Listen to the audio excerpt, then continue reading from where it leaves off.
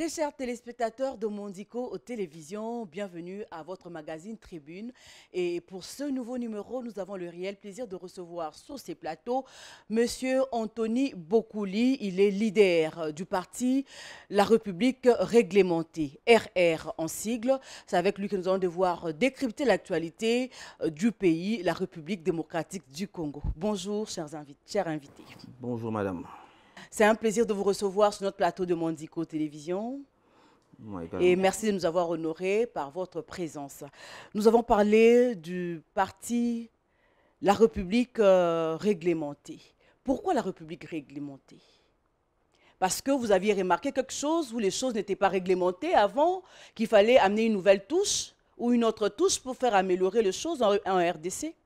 Rien que en tout cas d'abord merci beaucoup madame pour votre invitation et merci à toute l'équipe.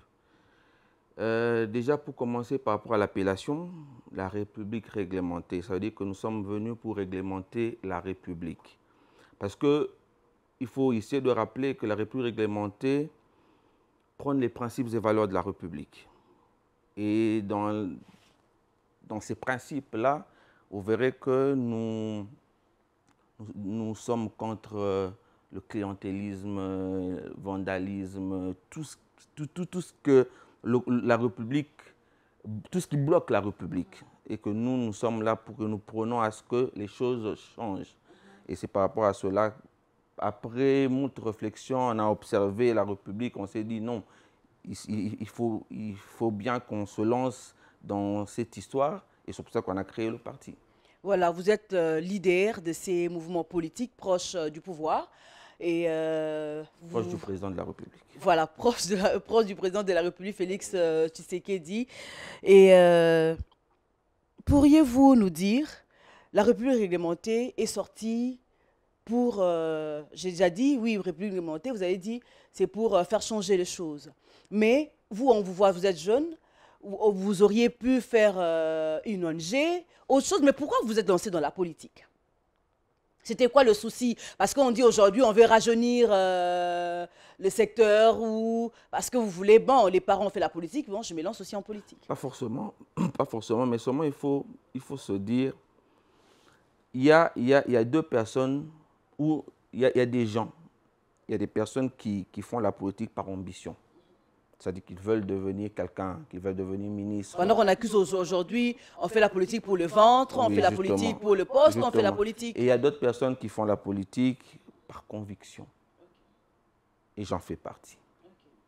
Moi, la politique, c'est par conviction, c'est parce que j'aime la politique, c'est une passion pour moi. Je réfléchis en politique, je réfléchis dans la politique, et là, c'est comme ça que je suis. Ce n'est pas parce que, sinon, vous savez, il y a très longtemps, on m'avait proposé d'adhérer dans un des... Je sais que je connais au moins votre cheminement, si vous pouvez quand même le rappeler à nos téléspectateurs. Vous avez été, je sais, il y a longtemps, avec CONAD et tout, et puis les choses ont évolué. Oui, on a créé CONAD parce que je fus un des fondateurs.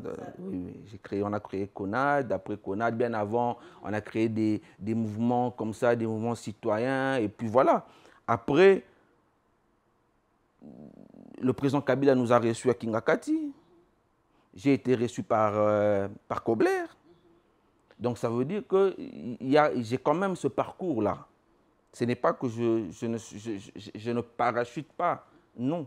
Donc c'est par conviction que vous êtes en politique. C'est par conviction que je suis dans la politique et c'est comme ça. Pour moi, je pense que le Congo doit changer et le Congo changera forcément par nous. Forcément par nous.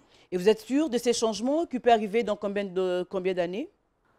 Le temps, je ne sais pas parce que je ne suis pas Dieu. Je suis un bon chrétien et je crois en mon Dieu.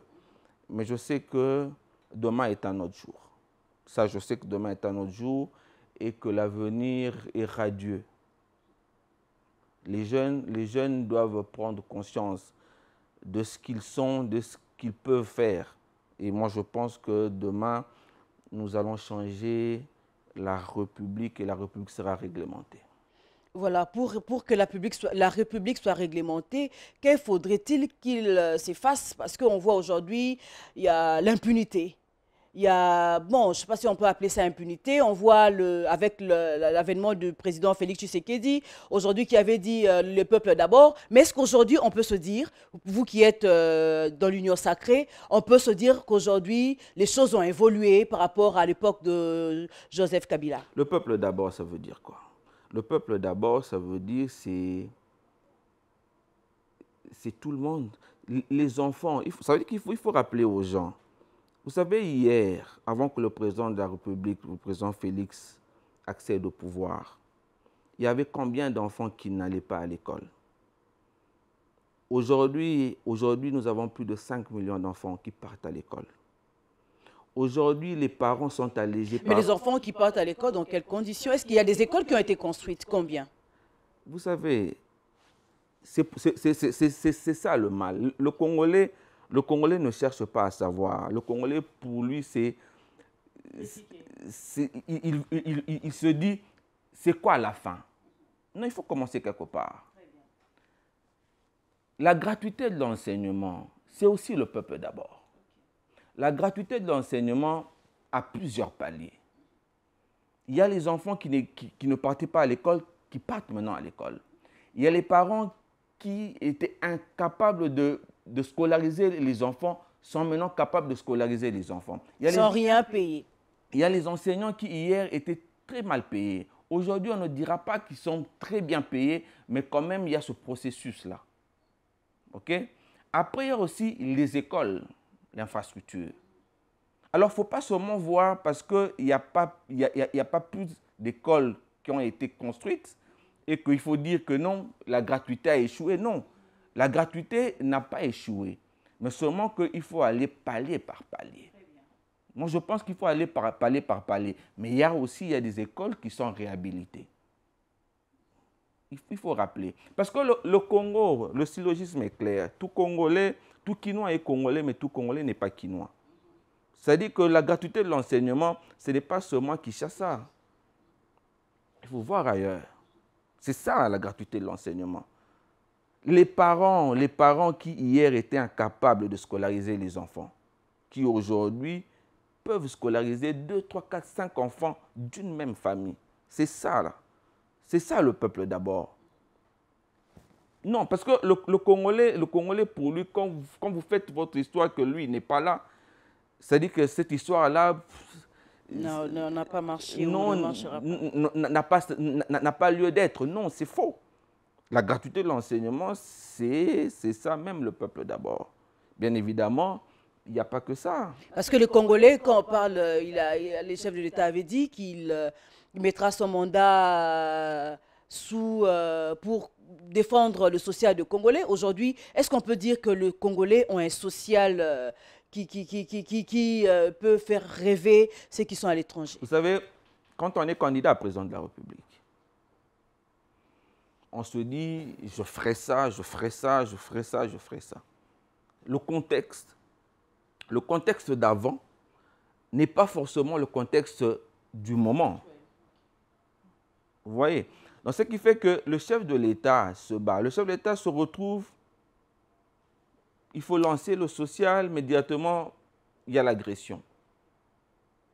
Il y a les terroristes qui se sont alliés avec le Rwanda pour nous attaquer. C'est-à-dire que ça a quand même affaibli la partie est de la RDC. Il faut concentrer les énergies pour l'est de la République. Ah, mais ça c'est clair. Ça c'est clair.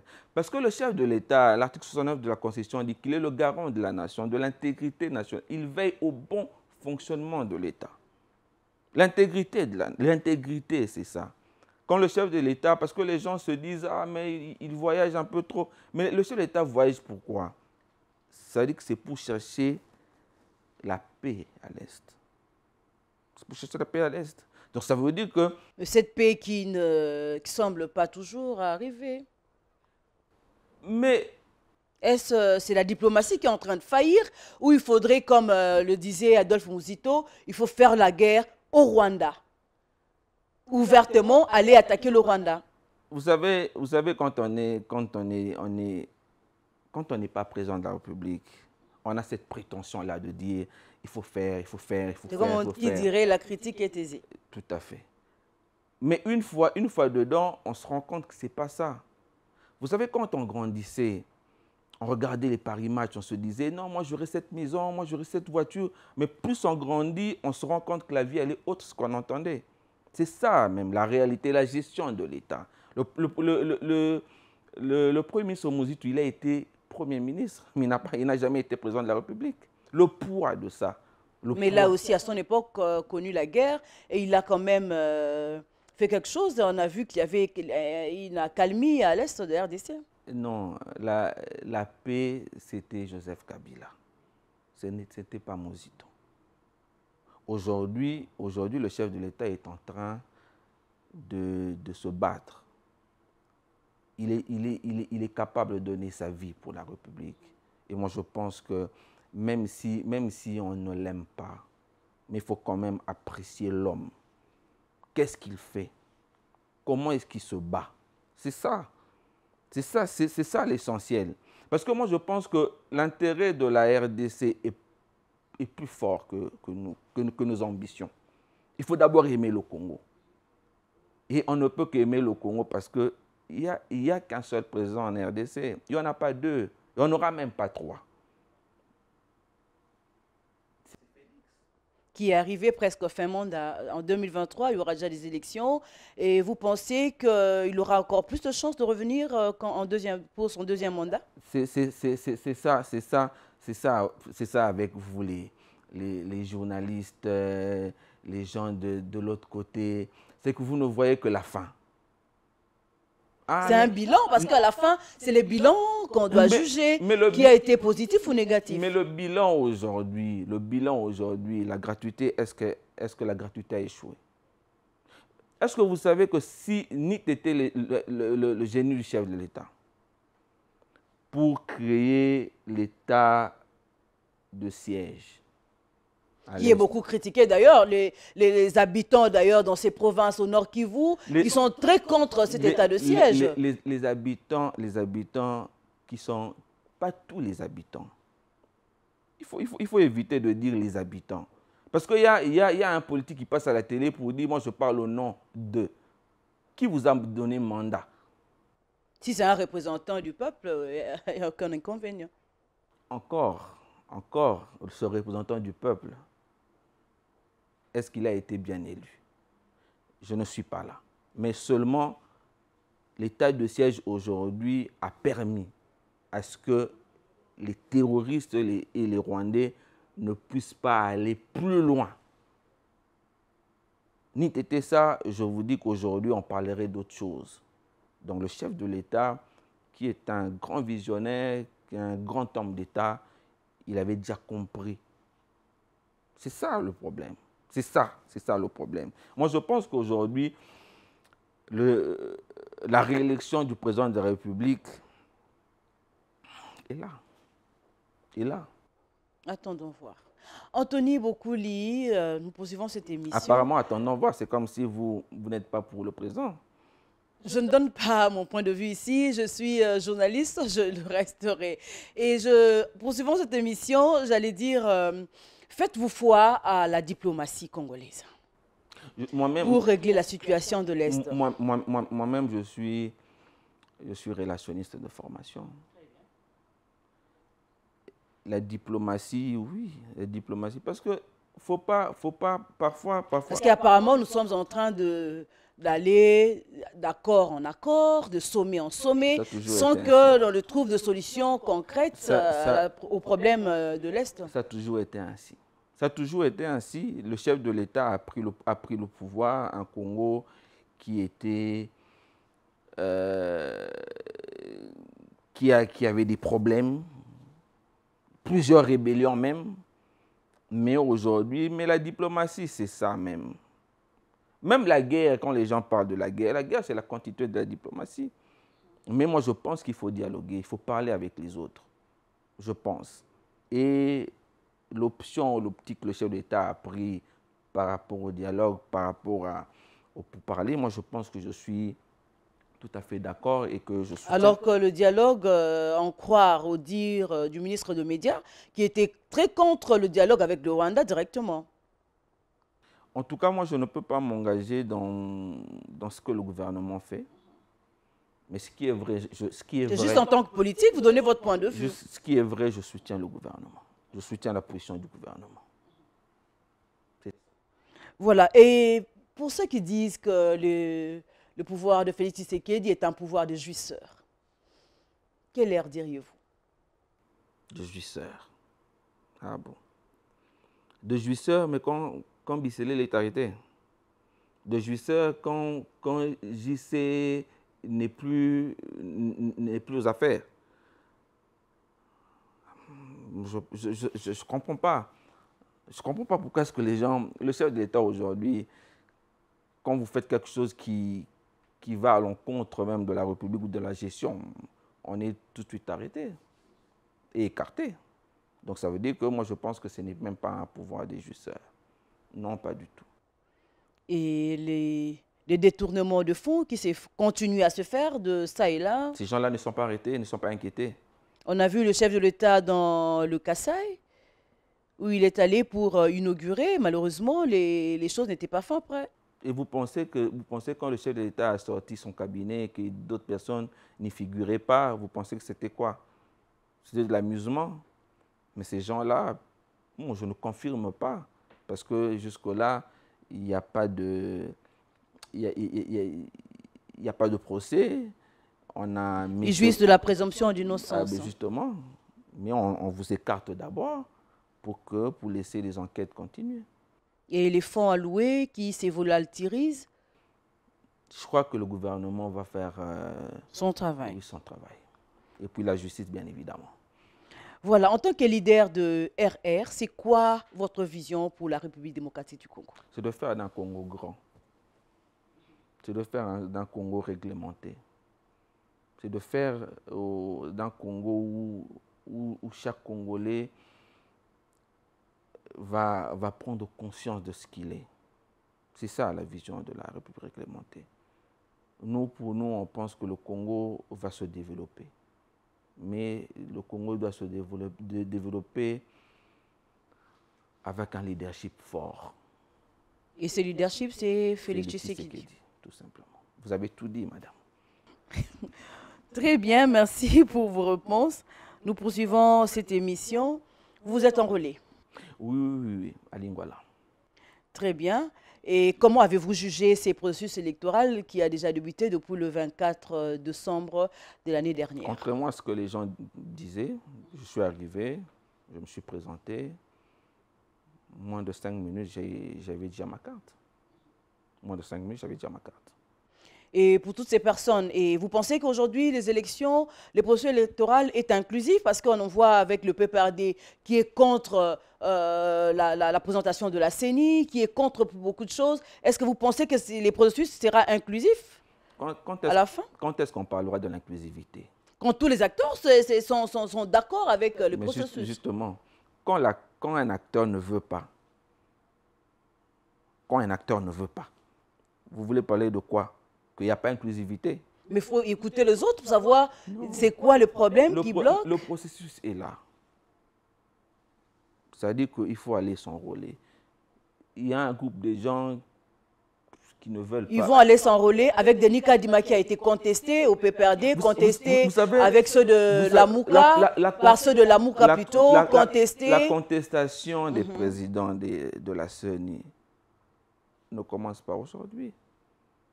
Abe Malumalu, Ngoyi Mulunda, Nanga. Et puis aujourd'hui, c'est... Denis Kadima. C'est ça. Faut pas créer, faut pas faire comme si l'élection de Denis Kadima était la première. Non. Ou la contestation, non. Il y a eu des contestations. Il y a eu des contestations, mais qui ont été soldées par des manifestations graves, qui les gens ont perdu leur vie. En 2006, Abe Malumalu, n'est-ce pas que Kabila a été président de la République, élu président de la République? La République s'était arrêtée? Non. Mais beaucoup de gens sont morts. Oui. Pourquoi est-ce que les gens, c'est parce que Le Congolais jusque-là n'est pas encore mûr. Il faut qu'on se le dise. Mais c'est ça même le rôle de vous, leaders de parti. Est-ce qu'il y a une place que vous accordez pour le civisme? Est-ce que vous savez que de 97 jusqu'en 2018, il y a eu une famille politique qui s'est accaparée du pouvoir. N'est-ce pas? C'était pour stabiliser la République. Ça ne vous engage, ça n'engage que vous. Mais en tout cas, moi, je sais que de 97 jusqu'en 2018, il y a eu une famille politique qui s'est accaparée du pouvoir. Le président Félix accède au pouvoir, l'avènement du président Félix, 2018. Et vous voulez demander à ce monsieur-là de tout chambouler en 4 ans? Non. C'est-à-dire qu'aujourd'hui, la continuité, elle est là. Mais la continuité doit changer. C'est ce que le président fait. Le président de la CNI, Denis Kadima, est-ce que le processus de son élection, est-ce qu'il a été biaisé? Il faut se poser la question. Est-ce qu'on a voté? On a parlé de corruption entre les acteurs. Et encore, quand on parle de la corruption, est-ce que les gens ont des preuves de dire qu'on a corrompu ou on n'a pas corrompu? Parce que la corruption n'est pas seulement... Ils se sont dénoncés entre eux. La corruption n'est pas seulement le fait de donner de l'argent. Elle peut aussi être morale. Elle peut aussi être tribale. Alors, quand eux, ils parlent de la corruption, de quelle corruption ils parlent? Prenons le cas. Ils ne veulent pas s'engager avec une CENI qui est proche du président ou du pouvoir. Prenons le cas, prenons monsieur Martin Fayoul. Il a été élu en 2006. Député national. Provincial, national. Provincial d'abord, à l'Assemblée provinciale de Kinshasa, ok. Il y a eu contestation avec Gabé Malou Malou. En 2011, il a été élu. Député national. Député national. N'est-ce pas qu'il y a eu contestation? En 2018, n'est-ce pas qu'il a été candidat, élu, député national? N'est-ce pas qu'il y a eu contestation? N'est-ce pas? Donc ça veut dire que pour moi, je pense qu'ils ne savent pas ce qu'ils font. Tout simplement. Mais ils savent aller aux élections avec Félix Tshisekedi, ils seront battus. C'est pour cela qu'ils ne veulent pas. Vous pensez qu'ils sont en train de jouer le jeu pour retarder les choses, alors qu'eux, ils sont contre les glissements. Aujourd'hui, ils disent pas un jour de plus pour Félix Tshisekedi. Un politique, madame, il ne faut jamais tenir compte de ce qu'il dit. Il faut tenir compte de ce qu'il fait. Mais parfois, il faut savoir aussi suivre ou écouter ceux de l'opposition pour améliorer les choses. Sinon, quand il n'y a pas d'opposition, ça veut dire que les choses peuvent mal tourner. Il y aura élection, madame. Il faut leur dire de se préparer parce qu'il y aura élection. Et il y aura réélection du président Félix. Il faut leur dire. Comment vous le savez déjà avant même la tenue de ces élections? Parce que nous ne sommes pas encore là. Mais vous avez des enfants. Quand vous scolarisez vos enfants, vous vous dites quoi? Ils vont échouer. Non. C'est comme les autres peuvent se dire aujourd'hui ou qui seront aussi libre à eux, élus. Libre à eux. Moi, je n'ai pas dit que celui-là ne sera pas. Non. Je ne suis pas Dieu, mais moi, je soutiens le président de la République. Si je suis ici, c'est parce que je le soutiens. Donc, pour moi, je pense que le chef de l'État sera réélu. Voilà. En tant que leader politique, comment voyez-vous que la population aujourd'hui sont prêts, tout le monde veut devenir député national, député provincial, tout le monde veut faire la politique. Finalement, même le médecin, les avocats, tout le monde est dans la politique aujourd'hui, veut se lancer. Parce qu'on gagne beaucoup plus à la politique. Non, parce qu'ils ont compris que les gens qu'ils ont soutenus ne valaient même pas la peine. Tout simplement. Ils se sont dit non, mais pourquoi celui-là? Pourquoi pas moi?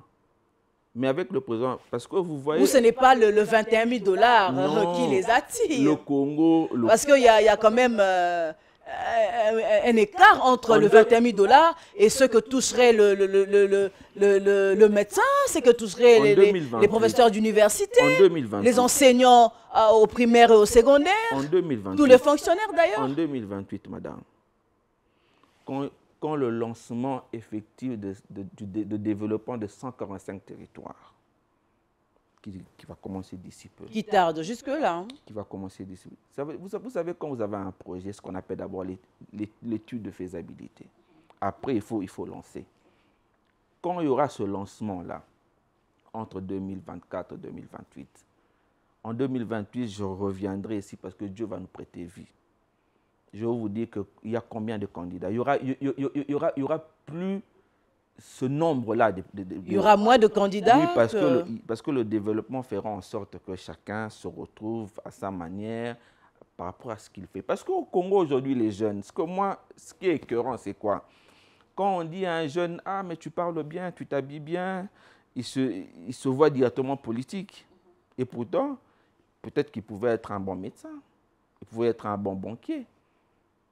Les gens veulent faire la politique, mais oui, mais la politique... Parce qu'on gagne beaucoup plus en politique que dans d'autres métiers. Les 21 000 dollars aujourd'hui, ça attire.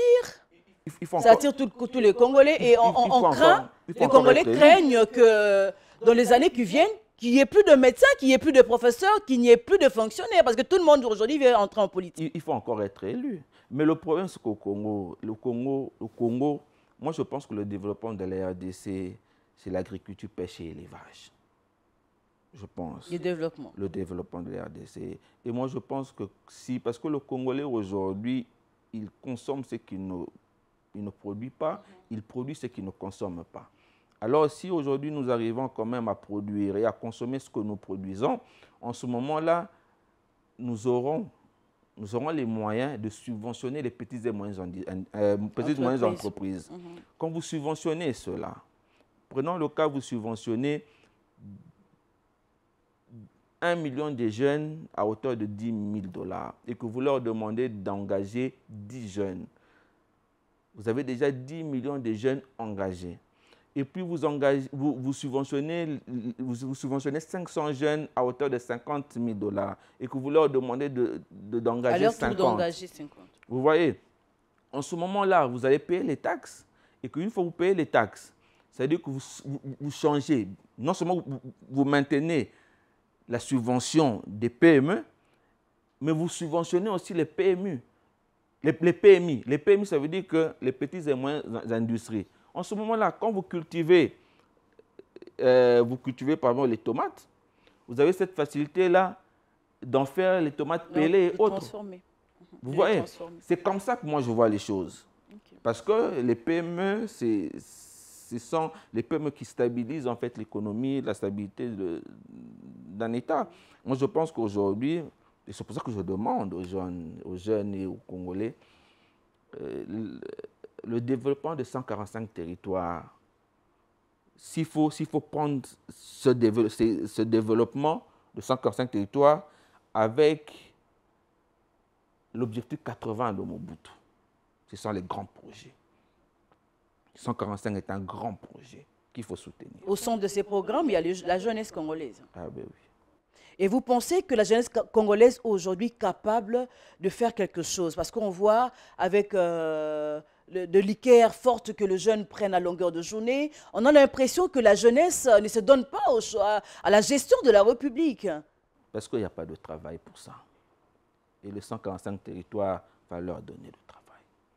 C'est un projet qu'on attend voir. On espère que ça va donner des résultats escomptés. Il ne faut pas espérer parce que ça va donner. Voilà, vous êtes leader d'un parti politique, la République réglementée, je l'ai dit tantôt. Quelle est la valeur que vous accordez à la jeunesse? Parce que vous êtes vous-même jeune, vous avez des ambitions jeunes, vous avez des valeurs jeunes. Est-ce que vous formez aussi cette jeunesse-là comme vous à être responsable? C'est ça même la gratuité de l'enseignement du chef de l'État. Mais il n'y a pas que la gratuité, Anthony Bokouli. Mais justement, il faut former les jeunes. Vous n'allez pas former un jeune de 17 ans. On forme, mais quelle qualité de l'enseignement nous avons? Parce qu'avoir aujourd'hui notre jeunesse, même ceux qui sortent aujourd'hui des universités, qui sont incapables de bien s'exprimer ou de bien écrire. Vous savez au Congo, ce qui est écœurant. On peut bien avoir la gratuité de l'enseignement, mais la Vous qualité. savez ce qui est écœurant au Congo, c'est quoi? Quand quelqu'un parle un bon français, certainement il est intelligent. Certainement il est intelligent. Et pourtant, c'est faux. C'est faux. Quelqu'un peut réfléchir en Chiluba, en Kikongo, en Lingala, en Swahili, et réfléchir, et ce monsieur-là ou cette personne-là réfléchit mieux que celui qui réfléchit en français ou qui parle en français. Et encore que ces jeunes-là, quand ils parlent, il faut se poser la question, ils parlent français ou ils parlent en français? C'est ça. Moi, je pense que, moi, personnellement, moi, je prône pour une langue nationale. Ok. Moi, par exemple. Qu'on laisse tomber les Français. Non, le français peut rester, mais une langue nationale. Où, qui sera valorisé plus que les autres, parce que nous en avons 4. Oui, tout à fait. On va choisir. Mais moi, je pense que le lingala, c'est la langue qui se parle au moins un peu plus que les autres. Moi, je pense. Comme ça, Voilà, le lingala devient une langue administrative, une langue où on va commencer à enseigner les enfants avec. Moi, je pense. Je pense, et comme ça, vous voyez, parce qu'il y a des enfants, il y a des gens, il a quelque chose à dire, à donner, mais il se dit, je suis entre les gens qui ne parlent que français.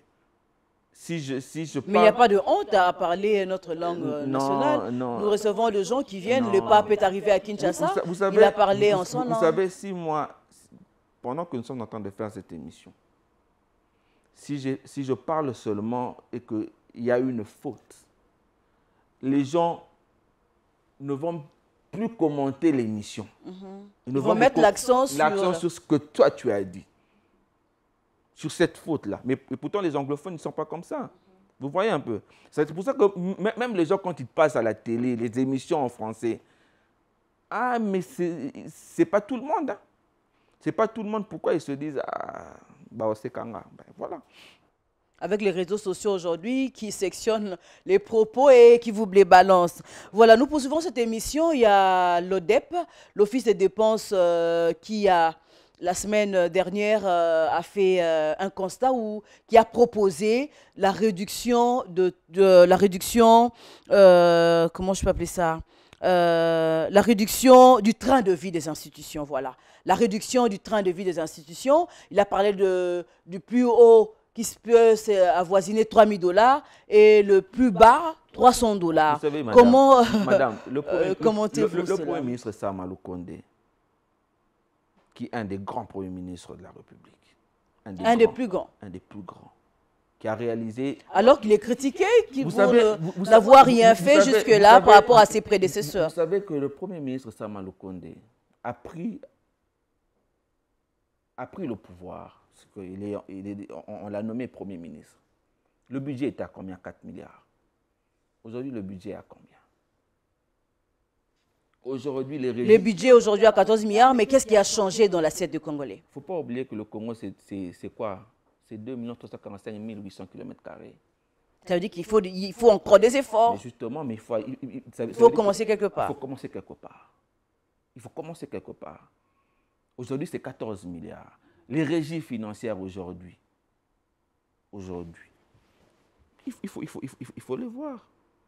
Avant, c'était combien? Aujourd'hui, combien? Mais est-ce qu'il y a un problème quand on dit qu'il faut réduire le train de vie des institutions? Non. Parce que le Premier ministre lui-même, s'il doit circuler dans la ville, il a combien d'engins roulants qui consomment du carburant en termes de personnel? Pour vous dire, la réduction de train de vie a été proposée par le gouvernement. Déjà. C'est-à-dire que ce que le DEP fait, ce n'est que de suivre ce que le gouvernement avait déjà dit.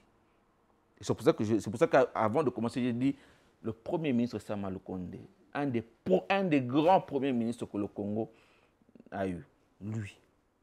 Qu'est-ce que lui, il a fait? Aujourd'hui, même quand aujourd'hui, c'est le gouvernement. Le président de la République donne une grande vision, les grandes lignes. Mais l'exécution, c'est qui? C'est le Premier ministre, c'est son gouvernement.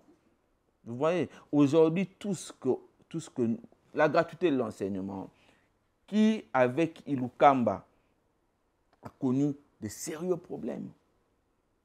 De sérieux problèmes, mais avec le Premier ministre Samalou Kondé. Donc vous voyez un peu. Mais il n'y a pas que la gratuité, si vous vantez si tant la gratuité, mais il y a aussi d'autres secteurs qu'il faut aussi booster. Les 145... En 5 ans, on peut dire que le bilan est positif par rapport à la gratuité de l'enseignement. Les 145 territoires, hein, ce développement-là, va vider toutes les questions que vous posez. Voilà, et parlons du processus électoral, puisque nous sommes vraiment arrivés à la fin de notre émission. Vous pensez aujourd'hui, avec la situation de l'Est, que nous aurons les élections à temps ou dans le délai? Nous espérons tous. Nous espérons tous parce que moi je pense que on ne pourra pas aller aux élections sans d'autres Congolais, je pense. Mais c'est le combat même du président de la République de faire en sorte qu'il y ait cette paix-là et cette paix durable pour que, au finish, que nous puissions aller aux élections calmement. Calmement. L'inclusivité, c'est ça. L'inclusivité, ce n'est pas le fait de quelqu'un qui ne veut pas aller aux élections. L'inclusivité, c'est le fait aussi de donner la chance à tous les Congolais. Mais c'est ça, donner la chance à tous les Congolais. Il faut aussi les écouter, les entendre pour savoir comment on peut arranger pour que tout le monde prenne part à ces processus électoraux. Aujourd'hui, le plus grand problème, c'est l'Est. Et cette question de l'Est, selon vous, vous pensez que ça peut être résolu comment? Par le dialogue. Par le dialogue. Les dialogues entre? D'abord entre les chefs d'État. Ça a toujours été le cas. Il y a plusieurs mois aujourd'hui, ça s'active, il est soit à Brazzaville, il est en Angola, il est en Afrique du Sud, il est partout en train de parler. Il était à Bujumbura, il était cherche la paix. À Luanda pour un sommet, mais bon, on sent que la population là-bas est toujours en train de croupir. Il cherche la paix. Il cherche la paix. C'est comme un parent. Si aujourd'hui vous mangez à peine, mais ça ne lui empêche pas de sortir, de chercher. C'est ce que le chef de l'État fait. Comme un vous bon êtes garant. sûr? Vous êtes sûr que cette paix arrivera en RDC ou c'est une partie qui sera cédée? Cédée, même pas dans un rêve. Même pas dans un rêve. Ça, je vous le dis, même pas dans un rêve. En tout cas, avec Félix, non. Moi, encore moins avec celui qui viendra après lui en 2028. Encore moins. Parce que le Congo ne sera même pas cédé. Très bien, c'était un plaisir de vous recevoir. Nous sommes vraiment arrivés à la fin de notre émission. Une dernière question. Comment voyez-vous la République démocratique du Congo après Félix Tshisekedi? Le président Félix va léguer à la République un Congo uni, prospère et grand. C'est ça. C'était un plaisir de recevoir sur ces plateaux M. Anthony Bokouli. Je l'avais dit au début, il est le leader du parti La République réglementée. C'était avec lui que nous avons passé ces moments de débat, d'échange autour de la situation du pays. C'était vraiment un plaisir de vous recevoir sur ces plateaux. Moi également, je sens que le plateau est vraiment, comme les Kinois disent, à Kitoko. Et je remercie l'équipe. C'est vraiment, on sent qu'on est à l'aise, on est chez soi. Il faut continuer comme ça. Moi, je pense que le travail anoblit l'homme. Mais il faut bien travailler. Il faut bien travailler, il faut prendre le travail comme si c'était à vous. Il ne faut pas regarder le patron, c'est d'abord vous, c'est vous le patron. Et que quand vous faites votre travail, je pense que ça nous donne aussi cette envie-là de revenir à chaque moment, à chaque fois qu'on peut. Merci et les portes de Mondico seront toujours ouvertes pour vous recevoir dans cette émission ou dans d'autres émissions. Moi, je suis ouvert et je resterai toujours ouvert. Et surtout que je soutiens le chef de l'État et j'accompagne le gouvernement du Premier ministre Samalou Kondé. Voilà, Madame, Messieurs, c'est la fin de votre magazine Tribune, qui avait l'honneur de recevoir encore une fois sur ce plateau Anthony Bokouli, président ou leader du parti La République réglementée. À la prochaine occasion, si Dieu nous le permet. Je dis merci à toute l'équipe technique qui nous a tenu compagnie. Au revoir. Merci.